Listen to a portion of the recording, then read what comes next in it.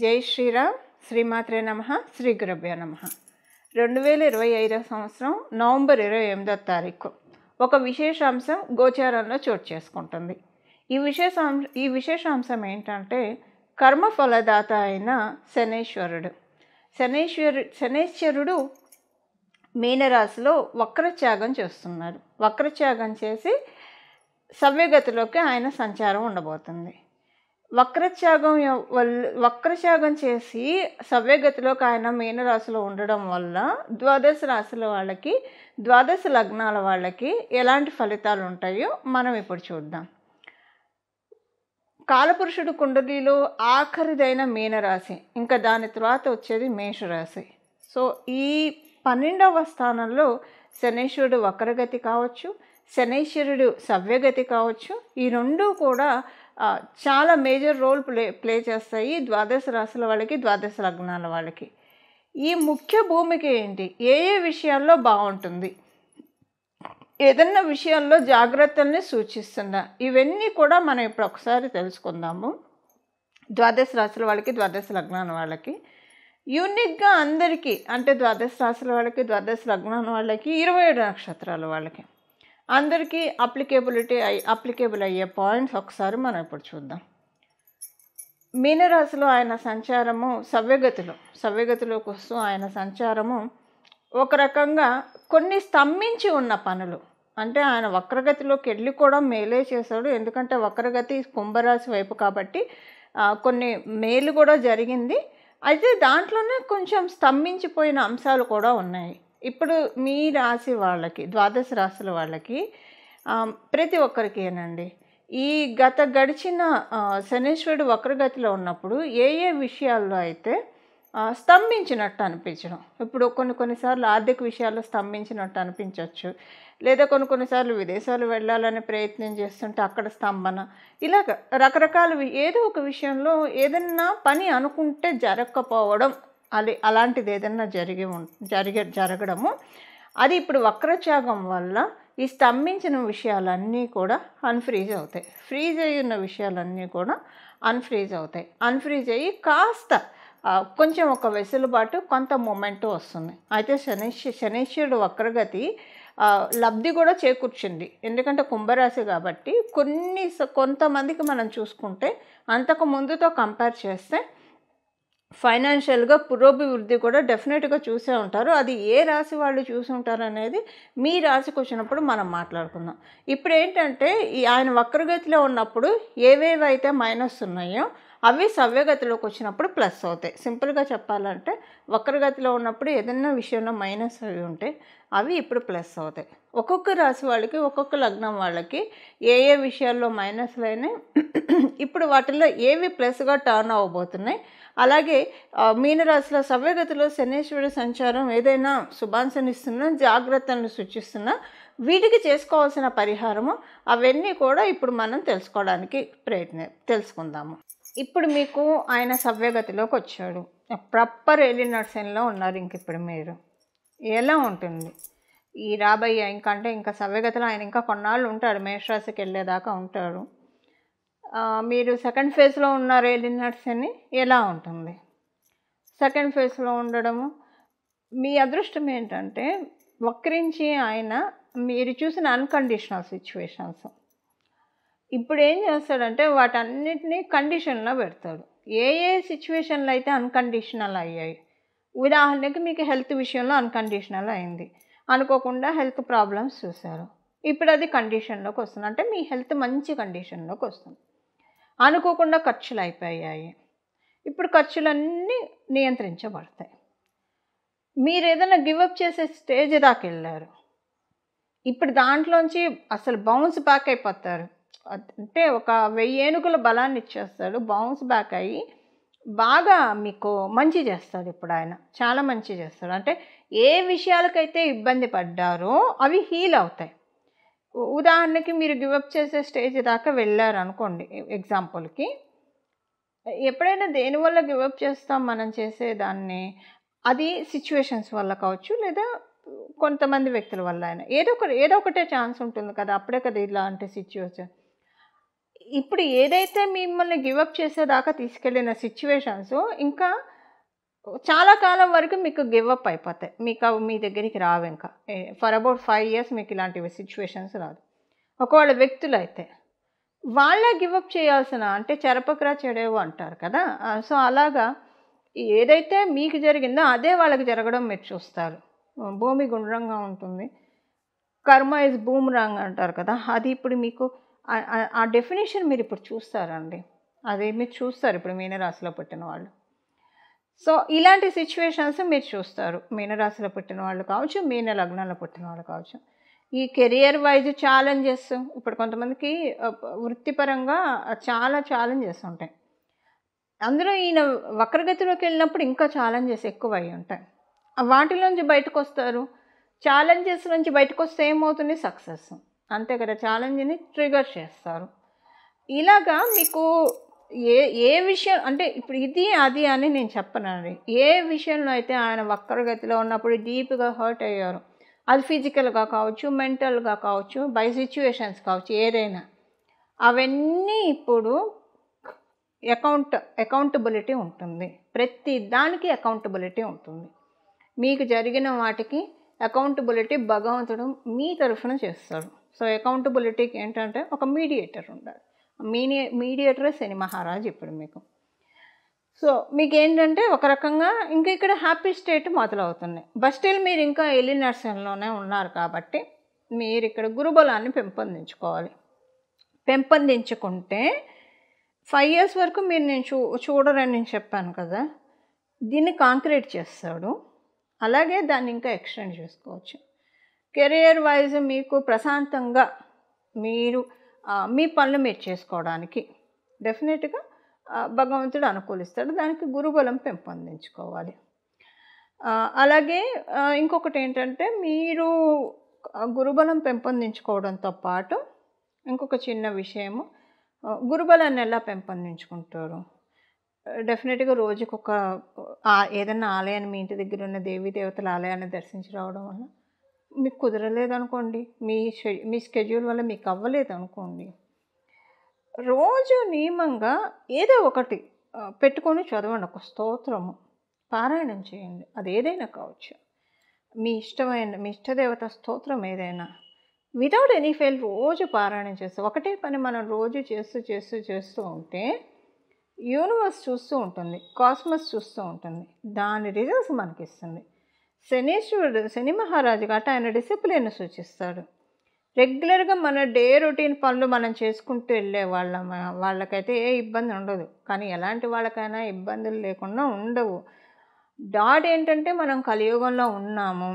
కలియుగంలో ఉన్నప్పుడు ఏమంటారు, కష్టాలు ప్రతి ఒక్కళ్ళు ఎవరు అతీతులు కారు.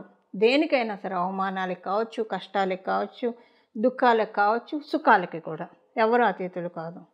అండ్ కలియుగంలో ఉండడం వల్ల మచ్చలేని వాళ్ళు ఉండరు. ఏదో ఒక డాట్ ఉంటుంది. కలిపురుషుడు కాటు వేస్తాడు. సో, ఒక అంతా బాగుంది, ఇది ఒక్క విషయం, అదే ఆ బాలేంది అందరూ ఎత్తి చూపిస్తారు. అంతే కదా, సింపుల్గా చెప్పాలంటే. సో, ఇవన్నీ ఎందుకు చెప్తున్నానంటే, కాలపురుషుడు కుండలిలో ఇది 12వ స్థానం అయింది. 12వ స్థానం మోక్షస్థానం.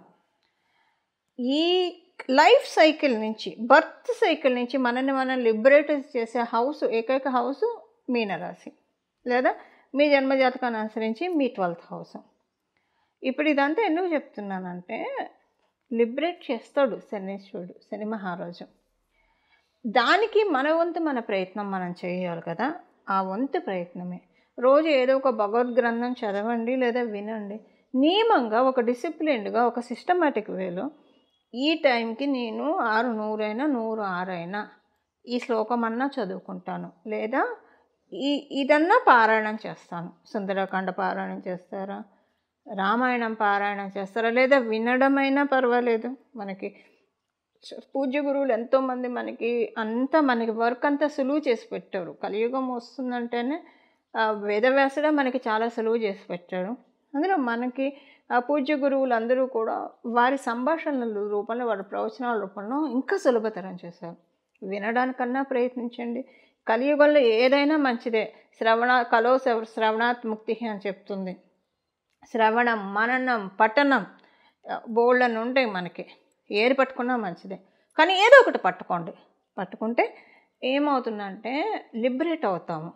సో మనకున్న ఈ జంజాటాల నుంచి, లౌకిక జంజాటాల నుంచి లిబరేట్ అవుతాము, కష్టాలు లేకుండా. పూర్తిగా కష్టాలు లేని స్టేజ్కి అయితే ఎవ్వరూ రీచ్ అవ్వలేము, కలియుగంలో ఉన్నాం కాబట్టి. బట్ 70% మనం అసలు ప్రయత్నం చేస్తే 70% బెటర్ లైఫ్లోకి మనం వెళ్ళగలుగుతాం. డెఫినెట్గా బెటర్ లైఫ్లోకి భగవంతుడు మనల్ని తీసుకెళ్తాడు. దానికోసం ఇదొకటి రోజు ప్రాక్టీస్ చేస్తూ ఉంటే చాలా మంచిది. ఇవి మిగతాదంతా కూడా అండి మీనరాశిలో పుట్టిన వాళ్ళకి, మీన లగ్నంలో పుట్టిన వాళ్ళకి. ఇప్పుడు పరిహారం ఏం చేయాలో కూడా ఒకసారి మనం చూద్దాం. ఇప్పుడు పరిహారం మనం చూద్దాం. శనీశ్వరుడు సవ్యగతిలోకి వచ్చినప్పుడు చేసుకోవాల్సిన పరిహారం, ద్వాదశ రాశుల వాళ్ళు, ద్వాదశ లగ్నాల వాళ్ళు, వీళ్ళందరూ కూడా చేసుకోవాల్సిన పరిహారం ఇప్పుడు మనం చూద్దాం. ప్రతిరోజు కూడా ఇక్కడి నుంచి మొదలుకొని ఇదేంటంటే ఒక చాలా మంచి టైం అని మనం భావించాలి. ఇంకా ఆయన మేషరాశికి వెళ్ళే లోపల మీనరాశిలో ఉన్న ఈ పీరియడ్ ఏదైతే ఉందో ఈ పీరియడ్ని సద్వినియోగం చేసుకోవాలి. దేనికి సద్వినియోగం చేసుకోవాలి? మామూలుగానే 12వ స్థానం అంటే జ్యోతిష శాస్త్రం మోక్ష స్థానం అని చెప్తుంది. అంటే మోక్షం ఎప్పుడు వస్తుంది? మోక్షం అంటే మన కష్టాల నుంచి బయటపడటం కూడా మోక్షంగానే మోక్షమే అవుతుంది. దేనికైతే మనం ఇబ్బంది పడుతూ ఉన్నామో వాటి నుంచి మనల్ని ముక్తి కలిగించే రాశి మీనరాశి. మనం జనన మరణ చట్రం నుంచి కూడా బంధ విముక్తులు అవ్వాలంటే మీనరాశినే మనం చూస్తాం. అంటే సహజ కాలపురుషుడు కుండలిలో 12వ రాశి అయింది కాబట్టి. ఇప్పుడు కర్మఫలదాత అయిన శని మహారాజు మీనరాశిలో ఉండడం వల్ల కర్మ బంధనాల నుంచి మనల్ని మనం కాపాడుకోవడానికి, అలాగే ముక్తి పొందడానికి, ఏవైనా ఇబ్బందులు ఉంటే వాటిల్లో నుంచి మనల్ని మనం లిబరేట్ చేసుకోవడానికి ది బెస్ట్ టైం. ఇక్కడి నుంచి మొదలుకొని ప్రతిరోజు కూడా 3 సార్లు హనుమాన్ చాలీసా చదువుకోవడము. అసలు ఎప్పుడు కూడా హనుమాన్ చాలీసా చదువుకుంటే చాలా మంచిది. కానీ ఇప్పుడున్న ఈ సిచ్యువేషన్, శనీశ్వరుడు మీనరాశిలో ఉన్నాడు కాబట్టి సవ్యగతిలో మళ్ళీ ఆయన మీనరాశిలో ఉన్నప్పుడే మనకి ఇది బెస్ట్ టైం. మనము విముక్తులు అవ్వడానికి, కర్మల నుంచి విముక్తులు అవ్వడానికి చాలా మంచి సమయము. ప్రతిరోజు కూడా 3 సార్లు హనుమాన్ చాలీసా చదువుకోవడము. త్రిసంధ్యలలో ఉదయం, మధ్యాహ్నము, సాయంత్రము. అలా కుదరదు, అందరికీ ఆఫీసులకు వెళ్ళే వాళ్ళు ఉంటారు, వ్యాపారస్తులు ఉంటారు, ఎవరి పనుల్లో వాళ్ళు ఉంటారు. అలాంటప్పుడు ఉదయాన్నే లేవగానే స్నానం చేసిన తర్వాత 3 సార్లు హనుమాన్ చాలీసా చదువుకుంటే చాలా అంటే చాలా మంచి ఫలితాలను చూస్తారు. అలాగే మీకు కుదిరితే కనుక ఇది 3 సార్లు అయితే కంపల్సరీ. మీకు కుదిరితే చూడండి 9 సార్లు ప్రతిరోజు హనుమాన్ చాలీసా చదువుకోవడానికి ప్రయత్నించండి. మనకున్నవి 9 గ్రహాలు. సో 9 గ్రహాలు ఒక్కొక్క గ్రహానికి ఒక్కొక్కసారి చప్పున మనం భావిస్తూ 9 సార్లు కనుక ప్రతిరోజు హనుమాన్ చాలీసా ఎవరైతే పారాయణం చేస్తారో వాళ్ళకి సంజీవిని పర్వతాన్ని మన గుమ్మం ముందు తెచ్చిపెడతాడు హనుమంతుడు. ఎందుకు సంజీవిని పర్వతం అంటున్నానంటే, రామాయణంలో మనకి తెలుసు, లక్ష్మణస్వామిని సంజీవిని పర్వతాన్ని తీసుకొచ్చి ఆ సంజీవిని అనే మూలికతోటి ఆయనకి మళ్ళీ జీవాన్ని ప్రసాదించాడు హనుమంతుడు. సో మనకి ఈ కష్టాలన్నిటి నుంచి, మన లైఫ్లో ఉన్న కష్టాలన్నీ మృతి చెంది మన లైఫ్లో ఉన్న సుఖాలు, ఇప్పుడు మన జన్మజాతకంలో ఉన్న యోగాలు ఒక్కొక్కసారి ఇన్యాక్టివ్ స్టేజ్లో ఉంటాయి, యాక్టివ్ స్టేజ్లో ఉండవు. ఒక్కొక్కసారి యోగాలు ఉన్న అనుభవం, ఇప్పుడు సపోజ్ షుగర్ పేషెంట్కి ముందు స్వీట్లు ఎన్ని ఉన్నా తినలేరు. సో అంటే అనుభవ యోగ్యంలో ఉండాలి, ఏదైనా మనకి అనుభవ యోగ్యంలో ఉండాలి. అలా అనుభవ యోగ్యంలోకి తేవడానికి, అలాగే స్పిరిచువల్గా బాగా ఇంక్లైన్ అవ్వడానికి, ఆధ్యాత్మికంగా మనల్ని మనం ప్రోగ్రెస్ చేసుకోవడానికి 12వ రాశి అంటేనే ఆధ్యాత్మికతని బాగా సూచిస్తుంది. సో ఎందుకంటే మనము ఈ శరీరంలో ఉన్నప్పుడు రెండిటికి మనం ప్రాధాన్యత ఇవ్వాలి. లౌకికంగాను మన పనులు మన బాధ్యతలను మనం నిర్వహిస్తూ ఇదే శాశ్వతం అని మనం పెట్టుకోకుండా ఆధ్యాత్మికంగా కూడా మనం పురోభివృద్ధిని సాధించాలి. 2 గ్రోత్ మనం సైమల్టేనియస్గా చూసుకోవాలి. దీనికి ఈ బ్యాలెన్స్ మనకి హనుమంతుడు ఇస్తాడు. కష్టాలన్నిటినీ ఆయన తోకతోటి జాడించి కొట్టి అవతల పడేస్తాడు. 9 సార్లు రోజు హనుమాన్ చాలీసా చదువుకోవడం వల్ల అలాగే జీవం పోస్తాడు. అనారోగ్యవంతులకి ఆరోగ్యము, అలాగే మనకి ఏ ఏ సమస్యలు ఉంటాయి, ఫైనాన్షియల్గా ఇబ్బందులు ఉంటే జీవం పోస్తాడు. అందుకే అన్నాను, సింపుల్గా సంజీవిని పర్వతాన్ని మనకు అందిస్తాడు. ప్రతిరోజు 9 సార్లు హనుమాన్ చాలీసా చదువుకొని అసలు మీరు చూడండి, ప్రతిరోజు 9 సార్లు కొంచెం కుదుర్చుకొని చూడండి. తర్వాత ఈ రిజల్ట్స్ మీరు చూశాక మీరే వదిలిపెట్టరు. ఎందుకంటే మనకెప్పుడూ కూడా మంచి శుభాంశలే మనం కోరుకుంటాం కదా. ఎప్పుడు కూడా లైఫ్లో మనం ఛాలెంజెస్ని అధిగమించుకుంటూ సక్సెస్ని సాధిస్తూ, అలాగే మన లైఫ్ డెఫినెట్గా ఐడియల్గా ఉండేట్టు, 10 మందికి ఆదర్శప్రాయంగా ఉండేట్టు మనల్ని మనం మలుచుకోవాలి. కాబట్టి వీటన్నిటికీ కూడా హనుమంతుడు చక్కగా ఒక కర్టన్ రైజర్ అని చెప్పచ్చు.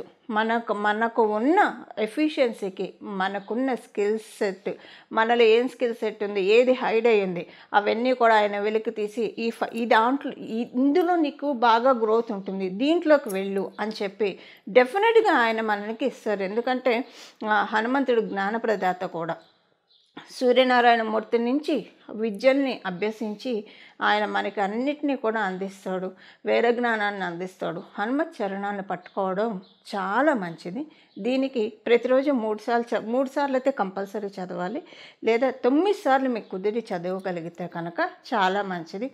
3 సార్లు చదవలేని వాళ్ళు వినడానికి ప్రయత్నించండి. 3 సార్లు అయినా 9 సార్లు అయినా, కానీ శ్రద్ధ పెట్టి వినాలి, శ్రద్ధగా వినాలి. అలాగా చదవడం, వినడము కుదిరితే ప్రతిరోజు కూడా భజే వాయుపుత్రం, భజే వాయుపుత్రం, భజే వాయుపుత్రం, భజే వాయుపుత్రం, భజే వాయుపుత్రం అని హనుమంతుడిని స్మరిస్తూ ఉంటే కనుక సన్మంగళాలు. హనుమంతుడు మంగళప్రదుడు. మన జీవితంలో సన్మంగళాన్ని ఆయన చాలామందికి, మీ అందరికీ తెలిసి ఉంటుందండి, హనుమంతుడు ఆరాధించేవాళ్ళు మన కష్టాల నుంచి ఎలా బయటపడేస్తారో, పిలిస్తే పలికే దైవము అని అయితే చెప్పడంలో ఎలాంటి సందేహం లేదు. సో ఇది మీ అందరికీ ఇంత నేను చెప్పక్కర్లేదు. ఎందుకంటే అందరికీ తెలుసు, హనుమంతుని పట్టుకుంటే మనకి ఎలాంటి పనులు అవుతాయి, అసాధ్యమైన పనులను కూడా సుసాధ్యం చేసి పెడతాడు ఆయన. అంటే ఆ విధంగా సుసాధ్యం ఎలా అవుతాయి, మనలో ఉన్న ఎఫిషియన్సీని అలా ఆయన పెంచుతాడు. సో మనందరం కూడా ఈ సమయాన్ని సద్వినియోగం చేసుకొని హనుమత్ కృపకి పాత్రులయ్యి తద్వారా మన జీవితాన్ని ఆనందమయంగా సాగించాలని చెప్పి నేను కూడా మనందరి తరఫున హనుమంతుడిని మనస్ఫూర్తిగా ప్రార్థిస్తూ మంగళం. నమో భగవతే వాసుదేవాయ.